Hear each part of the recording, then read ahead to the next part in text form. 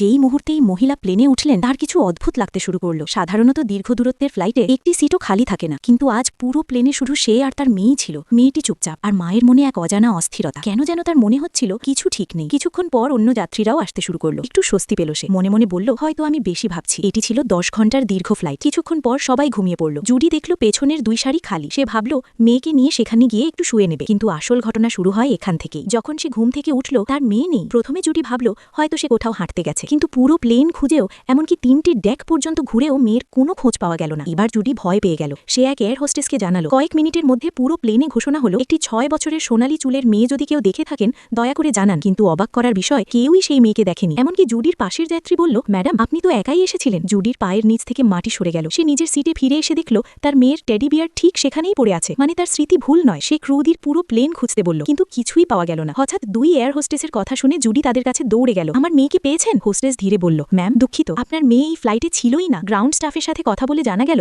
তার মেয়ের কোনো বোর্ডিং রেকর্ড নেই, এমনকি যাত্রী তালিকাতেও তার নাম নেই। জুডি অবাক হয়ে গেল। সে নিজের টিকিট বের করল প্রমাণ হিসেবে, কিন্তু সেখানে শুধু তার নিজের নাম, মেয়ের টিকিটই নেই। এবার ভয় পাগলামিতে রূপ নিল। সে দৌড়ে উপরের কম্পার্টমেন্টে গেল। মেয়ের ব্যাগও নেই। তখন তার মনে পড়ল তার মেয়ে এত লম্বা নয় যে নিজে ব্যাগ নামাতে পারে, মানে কেউ তাকে নিয়ে গেছে। জুডি দৌড়ে ককপিটের দিকে গেল। দরজায় জোরে ধাক্কা দিতে লাগলো, আমাকে আমার বাচ্চার কাছে নিয়ে যান। তখনই এক এয়ার মার্শাল তাকে ধরে ফেলে। তাকে আটক করা হয় কারণ তার আচরণ বিপজ্জনক মনে হচ্ছিল। ক্যাপ্টেন এসে জিজ্ঞেস করলেন, ম্যাডাম আপনি কি কোনো ওষুধ নিয়েছেন? জুডি কাঁদতে কাঁদতে বলল, হ্যাঁ, আমি অ্যান্টি অ্যাংজাইটি ওষুধ খাই। আমার স্বামী 6 দিন আগে মারা গেছে। ক্যাপ্টেন গভীর নিঃশ্বাস নিয়ে বললেন, ম্যাডাম আমাদের মনে হচ্ছে আপনার মেয়ে এই ফ্লাইটে ছিলই না। আর এখানেই গল্পটা আরও ভয়ঙ্কর হয়ে ওঠে। এই একই ফ্লাইটে জুডির স্বামীর মৃতদেহ তার গ্রামের দিকে নিয়ে যাওয়া হচ্ছিল। তার কফিন ছিল প্লেনের কার্গো কম্পার্টমেন্টে, ঠিক তার পায়ের নিচেই। এই কথা শুনে জুডির হৃদস্পন্দন বেড়ে গেল। সে জোর দিয়ে বলল, আমার মেয়ে এই প্লেনেই আছে, আমি নিজে তাকে ঘুম পাড়িয়েছি। তার কথা শুনে ক্যাপ্টেন পুরো প্লেন আবার খুঁজতে বললেন, প্রতিটি সিট, বাথরুম, লাগেজ, এমনকি কার্গো, কিন্তু কোথাও কিছু পাওয়া গেল না। হঠাৎ জুডির চোখ পড়ল এক দাড়িওয়ালা লোকের উপর। তাকে চেনা লাগছিল। হঠাৎ মনে পড়ল গত রাতে হোটেলে এই লোকটাকেই তার মেয়ের রুমের বাইরে দেখা গিয়েছিল। জুডি ছুটে গিয়ে চিৎকার করল, আমার মেয়েকে কোথায় লুকিয়েছ? লোকটি বলল, আমি আপনাকে চিনি না। সে নিজের হোটেলের প্রমাণও দেখালো, সব ঠিক ছিল, কিন্তু জুডি বিশ্বাস করছিল না। এদিকে ক্যাপ্টেন ঘোষণা দিলেন, সার্চ বন্ধ। জুডি ক্ষিপ্ত হয়ে উঠল, আপনারা সবাই আমাকে পাগল ভাবছেন,